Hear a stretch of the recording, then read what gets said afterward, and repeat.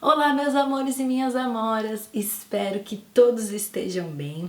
Primeiramente, hoje eu quero agradecer a participação de vocês na nossa aula ao vivo no YouTube. Foi muito legal, eu espero que vocês tenham gostado. E se inscrevam no meu canal lá no YouTube, sempre que tiver algum vídeo eu vou colocar lá para vocês poderem se divertir um pouquinho também. E hoje eu preparei uma atividade diferente, vamos conferir? A nossa brincadeira de hoje chama-se 5 Marias. Você já ouviu falar? É um desafio em que consiste de você pegar um objeto enquanto joga o outro para cima. Neste caso, eu vou usar botões. Se chama 5 Marias porque eram feitos 5 saquinhos pequenos de tecido com areia dentro. Mas quem tiver no saquinho pode fazer o saquinho de areia ou pode usar tampinhas de garrafa. Fiquem à vontade. O desafio que eu coloquei aqui para mim vai ser 1, 2, 3, 4, 5, 6, 7, 8, 9, 10. Eu estou fazendo 10 Marias. Então, como acontece? Eu estou aqui com os botões. Vejam só, vou mostrar para vocês os botões. Estou aqui com os botões. E vocês vão fazer da seguinte forma. Vão deixar aqui os objetos, pode ser borracha, um apontador pequeno, o que vocês tiverem em casa, tá? E a quantidade também, se tiver 2 Marias, 3 Marias, enfim, vocês que vão ver os objetos que vocês têm em casa. Então eu pego, vou começar com essa Maria aqui, a Maria Verde. Joguei pra cima, peguei. Agora eu vou colocar esse botão aqui. Como eu faço? Eu pego esse que está na minha mão, jogo para cima e pego o outro e tenho que pegar ele de volta, assim, ó. Ah, consegui! Ó, se você não conseguir na primeira, não tem problema, tem que ficar treinando, porque eu treinei bastante para conseguir. Então, como eu consegui pegar, esse botão aqui eu deixo desse lado. Seguro o outro botão, coloco mais um agora. Jogo para cima enquanto pego esse e pego ele de volta. Atenção! Opa! Consegui! Coloco esse botão aqui do lado e vou para a próxima. Coloquei aqui, jogo para cima, pego a outra e pego ela de volta. Ah, tem um segredo, que é você tentar jogar para cima reto. Então, também fica mais fácil. Agora mais uma, ó. Vou pegar mais um botão. Novamente, concentração.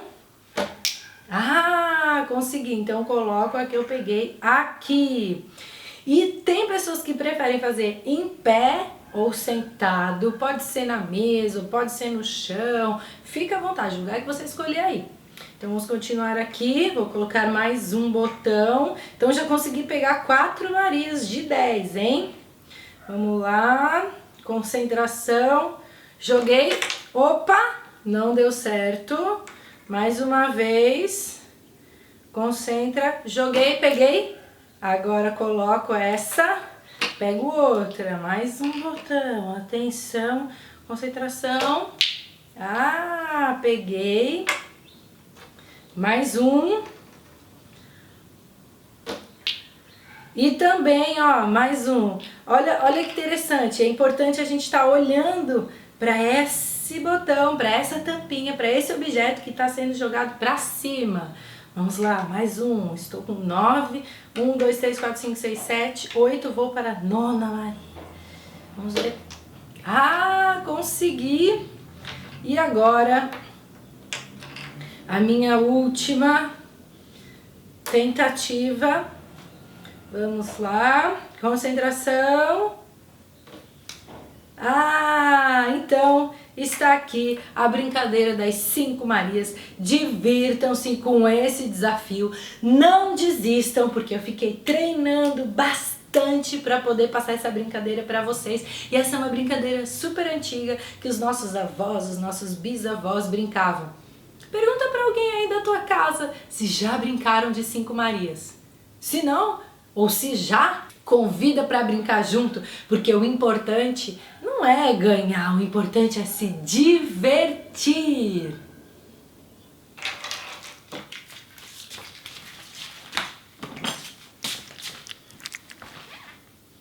Para acompanhar a aula de hoje, vocês vão abrir a apostila do grupo 3 na página 239. Hoje o assunto da nossa aula é a litografia artística e artesanal. Lembra que nós aprendemos na aula sobre litografia? Litografia vem do grego litos, pedra, grafiem, escrever, e significa técnica de gravar sobre a pedra calcária. Vamos observar esta imagem que está na nossa apostila. É uma litografia artística de um autor desconhecido. Observem a sua riqueza de detalhes, as suas formas e os elementos representados. Observem que as casas, as construções, elas são formadas por linhas retas verticais, algumas também na horizontal. Se lembram como é o processo de litografia? Que ele era gravado na pedra e tinha que passar por diversos processos até chegar na impressão? Então, imaginem o trabalho que deu para fazer essa litografia aqui. Vamos continuar observando mais um pouquinho esta imagem. Então, além dessa paisagem com as casas, né, nós temos algumas crianças brincando, provavelmente na neve, né? Então eles estão fazendo uma bola com a neve. Nós também podemos observar essa neve em cima dos telhados. Nós temos aqui um adulto acompanhando as crianças, né? Todos estão vestidos com roupas de inverno. É possível ver que eles usam calças, casacos, luvas, gorros. E o que vocês sentem ao observar? Gostaram? Não gostaram? A obra de arte ela serve para causar alguma emoção na gente. Essa litografia que está aqui é um exemplo de uma litografia artística. Então, era uma forma que os artistas encontraram para fazer as suas atividades, as suas artes. Lembram que a pedra calcária, se passar numa outra pedra em cima, era possível apagar e fazer um novo desenho? Então, por isso que a litografia ela se tornou uma forma barata de poder imprimir. Só que a litografia artística, ela foi se desenvolvendo, evoluindo para a litografia comercial. O que significa isso? Que a litografia ela começou a ser utilizada para fazer jornais, para fazer panfletos, para passar informação para as pessoas. Imaginem então que nós temos um jornal e como é que as pessoas iam ficar sabendo? Essa foi a primeira forma que pôde ser difundido também as informações. O interessante é que a litografia artística, ela permaneceu por muitos anos sem qualquer alteração no seu modo de fazer. Diferente da litografia comercial, que começou a evoluir e chegar numa impressão chamada offset. O que será que é isso? Antes de falar do processo da impressão offset, eu trouxe para vocês algo muito interessante que se chama impressão tipográfica. Vocês conhecem? Ou imaginam que pode ser? Tipográfica ou então tipografia, tipo, fonte, grafia, escrita. O que será que é essa impressão tipográfica? Eu trouxe algumas imagens para a gente compreender um pouquinho mais desse processo. A impressão tipográfica ela precisa dos tipos móveis ou letras, que são essas letras que nós observamos aqui nessa imagem. Elas eram fabricadas em placas de metal duro e chamadas de matrizes. Elas serviam de moldes para fundir quantos caracteres fossem necessários para compor uma página. Os tipos móveis, no caso, as letras em relevo, elas eram ordenadas em caixas tipográficas. Lembrando que se você quer imprimir algo, eles tinham que montar tudo isso escrito ao contrário, porque senão, ao imprimir, ela ia sair o negativo. Então, precisa escrever em negativo para produzir o positivo. Vamos continuar. Cada página era montada com centenas de caracteres organizados manualmente. Como nós podemos ver nesta imagem, a pessoa está organizando as linhas com os tipos, utilizando uma pinça, um instrumento que desse uma precisão para que fosse possível montar os caracteres. Olhem a diferença. Hoje é só a gente teclar no computador que os caracteres já estão prontos. Então, olha o quanto a nossa impressora evoluiu. Seguindo, depois os compositores, as pessoas que faziam esse trabalho manual, elas organizavam as letras para formar as palavras de uma linha de um texto. Depois, em uma forma, juntavam as linhas que se transformariam em colunas e, por fim, em uma página inteira. Então, era preciso organizar todas as letras para formar as palavras, formar uma linha de texto e depois transformar em colunas e, por fim, uma página inteira.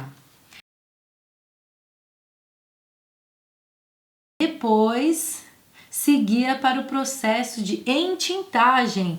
Era preciso colocar a tinta na letra. Na época, o pigmento era base d'água e não oferecia uma boa aderência. E para essa impressão era utilizada uma prensa chamada prensa de Gutenberg, que foi a pessoa que inventou, e ela usava uma tinta composta com óleo de linhaça que marcava o papel sem borrar. A impressão era feita nesta prensa, que era movimentada por uma barra que movia a rosca. O papel ficava em cima dos caracteres sobre o qual era prensado por um prato de platina, ganhando o aspecto de uma página. E temos o produto final. A primeira página é analisada e, com a aprovação, outras cópias são feitas. Depois, os caracteres são retirados da forma e reorganizados para a impressão das demais páginas da obra. Será que esse era um processo demorado? Imaginem só a paciência para conseguir montar uma linha, uma coluna e uma página inteira e imprimir um jornal. Gutenberg, que foi quem inventou essa prensa, ele fez essa tradução com a Bíblia. Então imaginem só quanto tempo demorou para que fosse feito. Então você tem que imprimir página por página e depois fazer a montagem.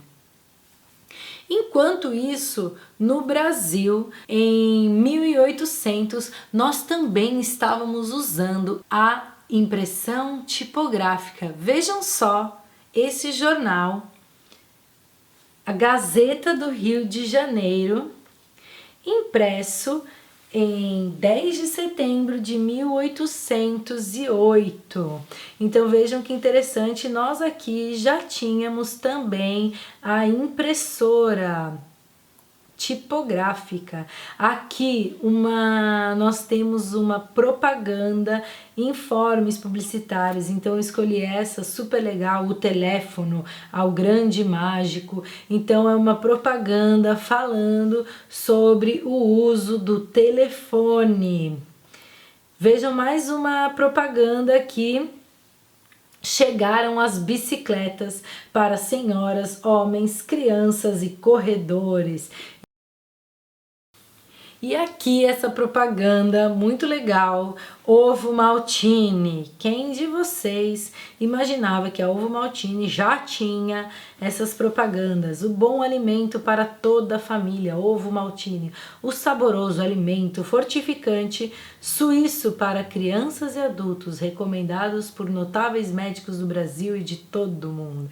Então, desde sempre, as empresas se utilizam da propaganda para que as pessoas possam consumir os seus produtos. Na metade do século XIX, o Brasil já passava por grandes transformações sociais e, graças à litografia, foi possível fazer com que essa informação chegasse à população por meio de jornais, cartazes, anúncios e revistas. A impressão tipográfica ela ficou sendo utilizada por muito tempo, pois foi uma forma muito barata de se conseguir levar a informação e de transformar um produto ou uma notícia numa linguagem escrita, não apenas oral.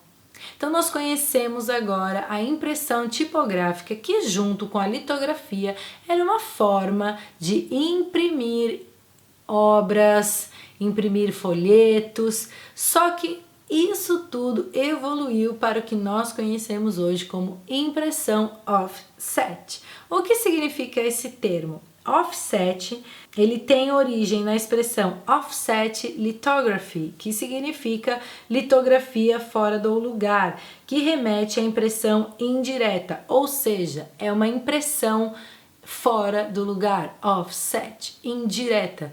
Mas como acontece esse processo? Vocês vão observar, eu vou colocar um vídeo, vocês vão observar que a impressão offset, ela trabalha com 4 cores. Isso é muito interessante porque a partir delas é que vão se formar todas as outras cores. Como hoje em dia nós temos a nossa impressora em casa, também o cartucho de tinta, nós temos 2 cartuchos de tinta, nós não temos um cartucho de tinta para cada cor. Nós temos um cartucho preto e um cartucho que ele vem o magenta, o azul e o amarelo. Então isso é bem interessante como funciona. E aí nós podemos lembrar também do nosso quando nós éramos mais novos e aprendemos sobre as cores primárias, as cores secundárias e as cores terciárias. Então, a partir das cores primárias, é possível se chegar a todas as outras cores. A impressão offset é o processo mais comum utilizado para as impressões comerciais com grande quantidade e velocidade muito rápida. É possível imprimir na impressora offset diversos tipos de papéis e até alguns tipos de plásticos. Então aqui nós temos a imagem de uma impressora offset.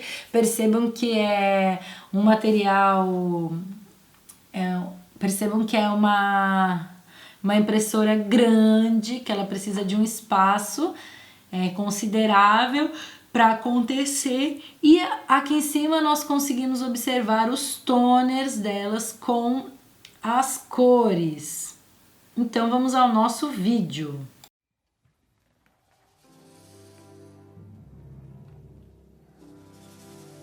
Utiliza-se uma chapa metálica fotossensível que é instalada no cilindro de impressão, iniciando o processo de transferência da imagem para o papel. As chapas são divididas por cores: ciano, que corresponde a uma tonalidade de azul, magenta, vermelho, amarelo e preto. Após a colocação das chapas na impressora, elas recebem suas respectivas tintas, onde acontece a repulsão entre a água e a tinta, que é a base de óleo mineral. A chapa é molhada para receber a tinta. Como a tinta não se mistura com a água, ela não adere nas partes sem gravação da imagem. A água limpa a chapa e faz a repulsão do óleo, fazendo com que apenas a tinta seja transferida. Então, esse processo se repete nas 4 cores, onde as primeiras folhas impressas são de ajustes, onde são feitos os registros para que as cores fiquem casando perfeitamente. Percebam que a partir das 4 cores é possível chegar a todas as outras, o que nos remete ao processo de composição das cores primárias, a qual se derivam todas as outras.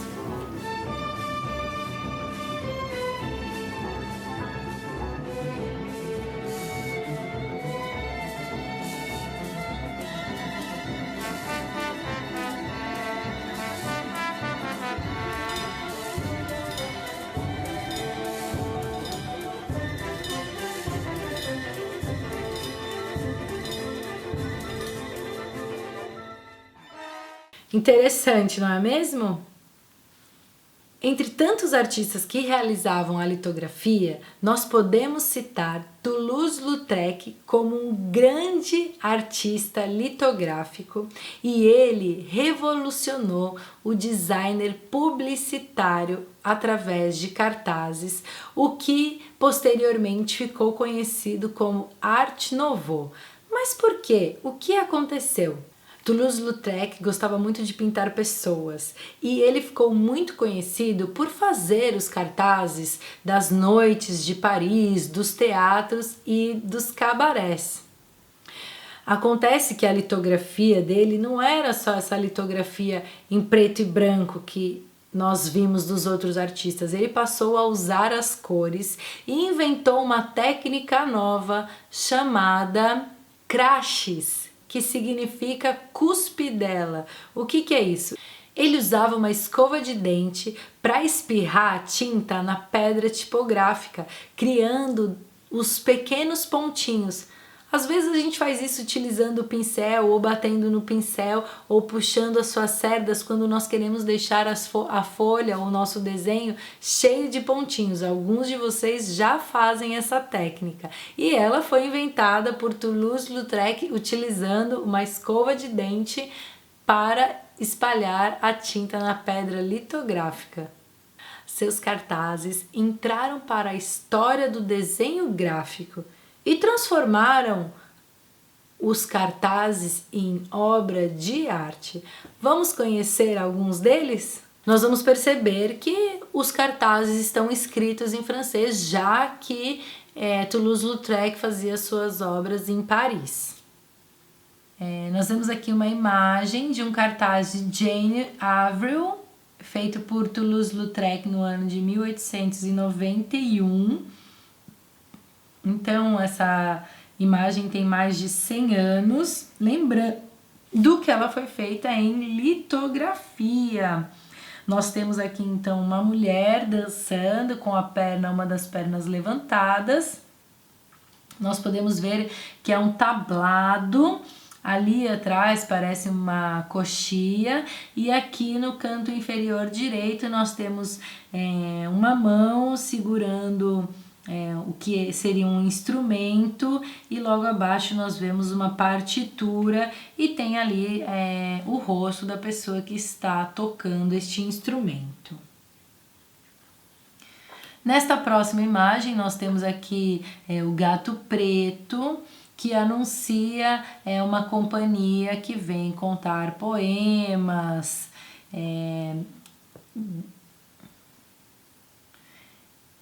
e poesias. Seria a divulgação de um evento artístico.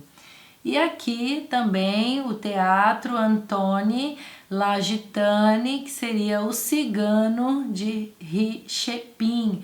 Então aqui na frente nós temos aparentemente uma mulher utilizando umas vestes brancas, e atrás nós temos um homem, e o cenário que aparentemente parece uma montanha e um céu azul. Observem também essas imagens, que são as mesmas que estão na sua apostila. Nesse caso, são cartões postais, né, com reproduções dos cartazes de Toulouse-Lautrec. O que é interessante observar na obra de Toulouse-Lautrec, que ele nessa fase em que ele fazia os cartazes, ele sempre fazia os cartazes de eventos artísticos. Ele estava muito dentro dessa cena artística de Paris. E lembrando, ele estava fazendo isso numa pedra litográfica, então ele tinha que imprimir mais de uma vez para conseguir essas tonalidades diferentes, para conseguir essas cores diferentes. Mas ao mesmo tempo, naquela época, ele podia imprimir várias vezes o mesmo cartaz e sair colando pela cidade para que as pessoas pudessem saber que ia ter um evento artístico e pudessem também participar e prestigiar os artistas. Agora vamos para a nossa atividade do dia. Página 241, exercício 1. A litografia foi uma técnica importante para os meios de comunicação impressa, dividindo-se em litografia comercial e litografia artística. A comercial tinha como característica um processo mais desenvolvido de reprodução e a artística era feita de forma artesanal. A exemplo dos artistas que criavam suas obras de forma artesanal por meio da litografia, como Toulouse-Lautrec, você fará sua própria arte. Crie no quadro um cartaz anunciando um evento em sua cidade. Pode ser um espetáculo de dança, teatro, música ou outros eventos artísticos. Use sua criatividade e bom trabalho! Como vocês sabem, nós estamos no momento em que nós não estamos fazendo eventos na nossa cidade devido à pandemia do coronavírus. Então, é importante que a gente possa fazer essa atividade pensando um evento futuro ou fazendo um cartaz para anunciar alguma coisa importante para toda a sociedade. Se você pudesse fazer um cartaz para avisar alguma coisa importante para todo mundo, o que seria? É isso que vocês vão fazer nesse momento.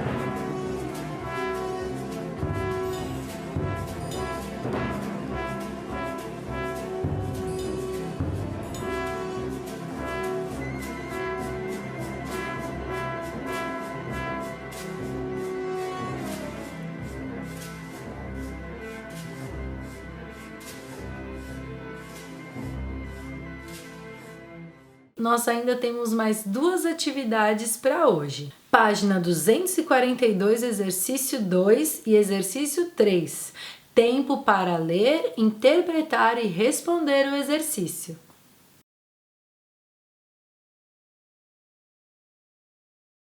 Hora da correção, exercício 2.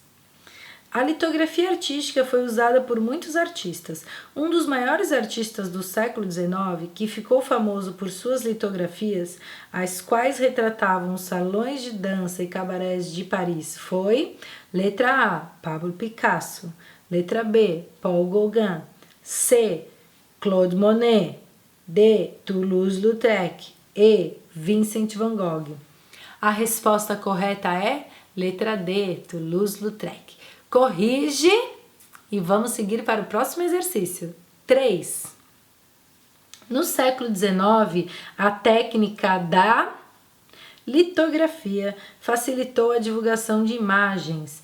A litografia artística era feita de forma artesanal e a litografia comercial foi aprimorada por meio da impressão offset. Muito bem, corrijam suas atividades e retornem e façam a atividade do cartaz. Mãos à obra, espero que vocês tenham gostado da aula de hoje. Um grande beijo e até a próxima. Tchau, tchau!